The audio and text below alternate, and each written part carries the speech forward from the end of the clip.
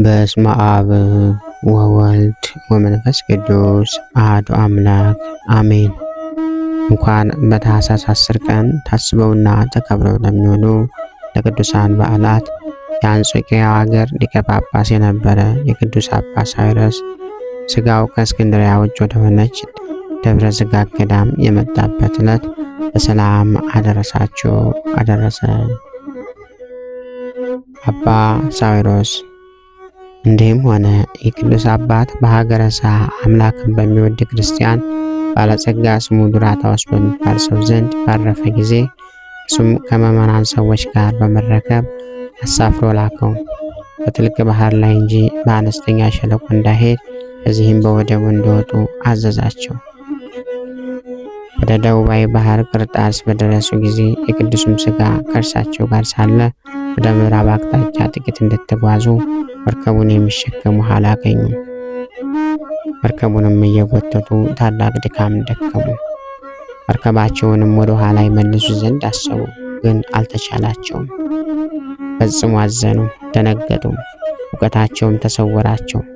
ሰውን የሚወድ እግዚአብሔር የእስራኤልን ልጆች ከጠላቶቻቸው ፊት ሰውሮ በኤርትራ ባህር ውስጥ በመንገድ ገልጦ ያሳለፋቸው እርሱ የቅዱስ ሳዊሮስን ሥጋ መለካውያን ከሆኑ ከካህዲያን ሰዎች ሰወረ። እነርሱ በሕይወቱ ሳለ ይጠሉት ነበርና እንዲሁ ከሞት በኋላ ቃሉ እንደ ሰይፍ የሚቆራርጣቸው ሆነ። ከዚህም በኋላ እግዚአብሔር ከተአምራቱ ገለጠ። ያችን መርከብ ወደሚወጡበት ወደብ እስከምትደርስ በጥቂት ውሃ ላይ 7 ምዕራፍ ያህል እንድትጓዝ አደረጋት። በዚያም ተሸክመው ወደ ደብረ ዝጋግ ገዳም አድርሰው የባለጸጋ ዱራታዎስ በሰራለት ቦታ ውስጥ አኖሩት። በግብፅ ሀገርም ታላቅ ደስታ ሆነ፣ ይልቁንም በእስክንድር ከተማ። እግዚአብሔርም ታላላቆች የሆኑ ድንቆች ተአምራቶችን ገለጠ። በሕይወቱ ሳለ ከጥርሶቹ የወደቀች አንዲት ነበረች። ደብረ ዝጋግ ገዳም አንድ መነኩሴ አንስቶ በሐር ጨርቅ ጠቅልሎ አኖራት። እሷም ለታመመ ሁሉ ሕዝቦችን የምትፈውስ ሆነች። እነርሱም ወደ እስክንድርያ ሀገር ያመጧትና በበሽተኞችም ላይ ያኖሯታል። እነርሱም ይድናሉ። እግዚአብሔርም ቅዱስ ሳዊሮስን በሕይወቱ ካለበት ጊዜ ይልቅ ከሞቱ በኋላ እጅግ ከፍ ከፍ አደረገው። እግዚአብሔር ምስጋና ይሁን። እኛንም በዚህ ቅዱስ አባት ጸሎት ይማረን፣ በረከትም ከኛ ጋር ትኖር ለዘላለሙ አሜን። በዚች ቀን ቅዱስ አባት የእስክንድርያ ሊቀ ጳጳሳት ታውፋኒዎስ አረፈ። እሱም ለአባቶች ሊቃነ ጳጳሳት 60ኛ ነው። በማርቆስ ወንጌላዊ መንበር 9 ዓመት ከ7 ወር ከኖረ በኋላ በካህዲያን እጅ ሞተ። እግዚአብሔር ምስጋና ይሁን። እኛንም በዚህ ቅዱስ አባት ጸሎት ይማረን ለዘላለሙ አሜን። በዚህ ዕለት ታስቦና ተከብሮ የሚውለው ሌላውም ቅዱስ አባታችን አባ ኒቆላዎስ ነው። በዚች ዕለት የከበረ አባት ጻድቅ ኤጲስቆጶስ የስሙ ትርጓሜ የሕዝብ አሸናፊ የሆነ አባ ኒቆላዎስ አረፈ። ይህም ጻድቅ ሰው ሜራ ከሚባል ሀገር ነው። የአባቱ ስም ኤጲፋኒዎስ የእናቱ ስም ዮና ነው። እኒህም በሀገረ ሜራ እጅግ ባለጸጎች ናቸው። እግዚአብሔርን የሚፈሩና የሚያመልኩት ናቸው።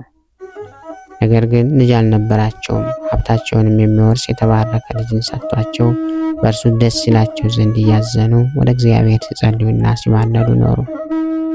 የመውለጃቸውም ጊዜ እስኪያልፍ ድረስ ኑረው የመውለጃቸው ጊዜ እንዳለፈ ባወቁ ጊዜ ስለ ልጅ መለመንን ተው። ስራው ልዩ ድንቅ የሆነ እግዚአብሔር በበረከትና በቅድስና ፍጹም ያደረገውን ይህንን ቅዱስ ልጅ ኒቆላዎስን ሰጣቸው። በእርሱም ዘንድ የጽድቅን ሥራ ገለጠ። እርሱም በተወለደ ጊዜ ተነስቶ በሰዎች መካከል 2 ሰዓት ያህል ቆመ። በዚህም ለጽድቅ ሥራ የሚነሳ መሆኑን ያመለክታል።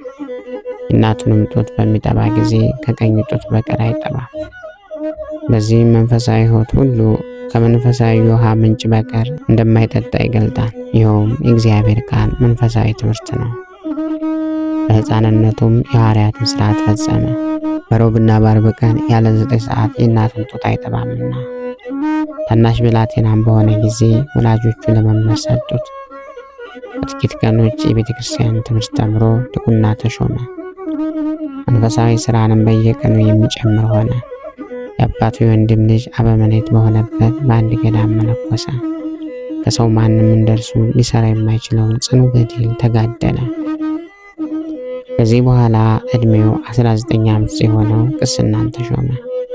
እግዚአብሔርም ታላቅ ጸጋን፣ ድንቆች ተአምራቶችን ማድረግ፣ በሽተኞችን የመፈወስ ሀብትን ሰጠው። በሕይወቱም ሳለ ከሞተም በኋላ በየጊዜው በመጨመር የሰራቸው ተአምራቶች ግን ቁጥር የላቸው። በሕይወቱ ሳለ ከሰራው ትሩፋት ጥቂት እናገራለን። ይህም እንዲህ ነው። አንድ ባለጸጋ በሀገሩ ነበረ። ከጥቂት ጊዜም በኋላ የዕለት ራት እስኪያጣ እጅግ ድሃ ሆነ። 4 ሴቶች ልጆችም ነበሩት። ስለ ድህነቱም የሚያገባለት አላገኘም። የአመንዝራ ቤትም ሰርቶ ልጆቹን በዚያ ኑሮ እያመነዘሩ የዝሙት ዋጋ በማግኘት ይኖሩ ዘንድ ይህን የረከሰ ሀሳብ ሰይጣን አሳሰበው።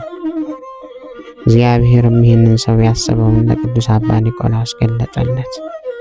በዚያንም ጊዜ ተነስቶ ከአባቱ ገንዘብ 100 የወርቅ ድናር ይዞ ሌሊቱ ሳይነጋ ወደዛ ሰው ቤት ሄዶ በበሩ ወደ ውስጥ አስገብቶ አኖረለት። ሰውየውን በነቃ ጊዜ ያን ወርቅ አገኘ። ታላቂቱንም ልጁን አጋባት። እንዲሁም ሁለተኛ ጊዜ፣ ሶስተኛ ጊዜ 100 የወርቅ ድናር እንዲሁ አኖረለትና ሁሉንም ልጆቹን አጋባቸው።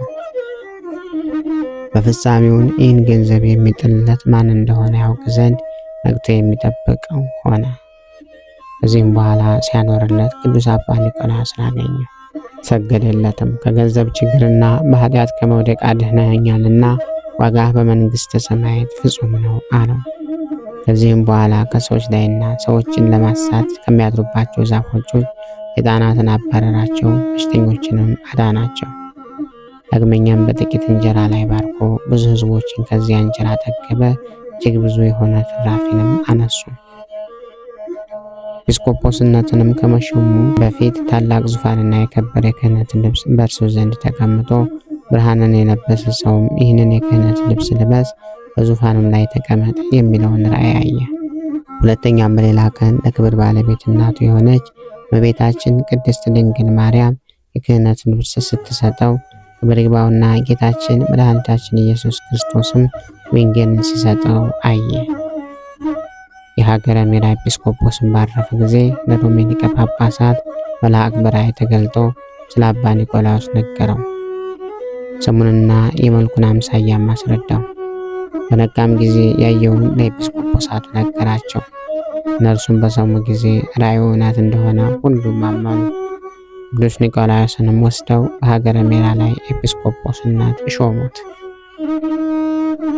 ዲዮቅልጥያኖስም ሲነግስ ክዶ ጣዖታትን ባመለከ ጊዜ ሰዎቹን ሁሉ ጣዖታትን እንዳመልኩ አዘዛቸው። የአባ ኒቆላዎስ ግን ሕዝቡን የሚያስተምራቸውና በቀናች ሃይማኖት የሚያጸናቸው ሆነ። ቅዱስ አባ ኒቆላዎስንም ዜና በሰማ ጊዜ ዲዮቅልጥያኖስ ይዞ ለብዙ ዓመታት ታላቅ ስቃይን አሰቃየው። ክብር ይግባውና ጌታችን መድኃኒታችን ኢየሱስ ክርስቶስን በትዕግስት አጸናው፣ ያለ ጉዳት በጤና አስነሳው። ዲዮቅልጥያኖስም ከማሰቃየቱ የተነሳ በሰለቸ ጊዜ ከወህኒ ቤት ጨመረው። እግዚአብሔር ዲዮቅልጥያኖስን አጥፍቶ ጻድቁ ቆስጠንጢኖስን እስካነገሰው ድረስ በዚያ ኖረ። ከዚያም በኋላ ክርስቶስን በማመን የታሰሩትን ሁሉንም አወጧቸው። እርሳቸውም ጋር ቅዱስ ኒቆላዎስ ወጥቶ ወደ መንበረ ጵጵስናው ተመለሰ። ሕዝቡንም ሁሉ የቀናች ሃይማኖትንም እያስተማራቸው ኖረ። ሃይማኖታቸው የቀና የ318 ኤጲስቆጶሳት የአንድነት ስብሰባ በሆነ ጊዜ ይህ አባት ከእርሳቸው አንዱ ነው። ከእርሳቸውም ጋር ሆኖ አርዮስን አሳደደው፣ ቤተ ክርስቲያንም ሥርዓት ሠራ። ከዚያም በኋላ ያማረ ተጋድሎውን በፈጸመ ጊዜ እግዚአብሔርንም አገልግሎ በመንበረ ጵጵስናው ከ40 ዓመት የሚበዛ ከኖረ በኋላ በሰላም አረፈ። እግዚአብሔር ምስጋና ይሁን። እኛንም በዚህ ቅዱስ አባት ጸሎት ይማረን፣ በረከቱም ትደርብን ዘለዓለሙ አሜን። በታኅሳስ 10 ቀን ታስበውና ተከብረው የሚውሉ ዓመታዊ የቅዱሳን በዓላት፦ ቅዱስ ኒቆላዎስ ሊቅ፣ ቅዱስ ሳዊሮስ ሊቅ ዘአንጾኪያ፣ ቅድስት ሱርስት ገዳማዊ፣ ቅዱስ ጠዋሽ ሕጹዕ፣ ቅዱሳን ተላስስና ለአዛር ሰማዕታት ናቸው። ወርሃዊ በዓላት ደግሞ ቅዱስ ናትናኤል ሐዋርያ፣ ቅዱስ ኒቆላዎስ ዘሀገረ ሜራ፣ አቡነ መልክዓ ክርስቶስ፣ ቅዱስ ያዕቆብ ሐዋርያ ወልደ አልፌዎስ፣ ቅድስት እሌኒ ንግሥት፣ ታላቁ ቅዱስ ቆስጠንጢኖስ ቅዱስ ዕፀ መስቀል ነው። ጌታ ሆይ ከብልጽግናቸው ብዛት የተነሳ ብዙ መባን ካገቡት ይልቅ የድሃይቱን አነስተኛ መባ እንደተቀበልክ ሁልጊዜ የሚያገለግሉን አእላፍ መላእክት እያሳሰቡ በችግሬ ጊዜ የማቀርብልህን ምስጋና ተቀበል። እናንተም ቅዱሳን ነቢያት፣ የወንጌል ሰባኪያን ሐዋርያት፣ ሰማዕታትና ጻድቃን፣ ትጉሃን መላእክት፣ ፍጹማን ደናግል እንዲሁም ደጋጎች መነኮሳት ሆይ ልጅ አዋቂ ሳይለይ የምንሰበሰብበትን የጉባኤ ቦታ ባርኮ ይህንን መጽሐፍ አዘጋጅቶ ብራና ዳምጦ የጻፈውንና ያጻፈውን ከግዕዝ ወደ አማርኛ የተረጎመውን ቃለ ንባቡን በእርጋታ መንፈስና በተመስጦ ሕሊና ያዳመጠ በደለኛን ሁሉ የምታስምር የጌታ እናት በማርያም ጸሎት ኢየሱስ ክርስቶስ ሆይ በአንድነት ይማረን። ኢየሱስ ክርስቶስ ሆይ በአንድነት ይማረን። ኢየሱስ ክርስቶስ ሆይ በአንድነት ይማረን። ልብህን በእርጋታ ኑረው። የሁሉም መጨረሻና የሁሉም አገልጋይ ለመሆን በጣም ትጋ። የከንቱ ንግግር ዘገምተኛና ሰነፉን ነገር ግን የቅዱሳት መጽሐፍትን ቃል በማወቅ በመስማት ድህነትን የሚሰጡ ናቸውና ብለህ ሁን። ታላቁ ባስልዮስ ዘቂሳርያ። ክብር ምስጋና ይሁን አንድ አምላክ ለሚሆን ለአብ ለወልድ ለመንፈስ ቅዱስ እስከ ዘለዓለሙ አሜን። ወስብሐት ለእግዚአብሔር ወለወላዲቱ ድንግል ወለመስቀሉ ክቡር። ይቆየን።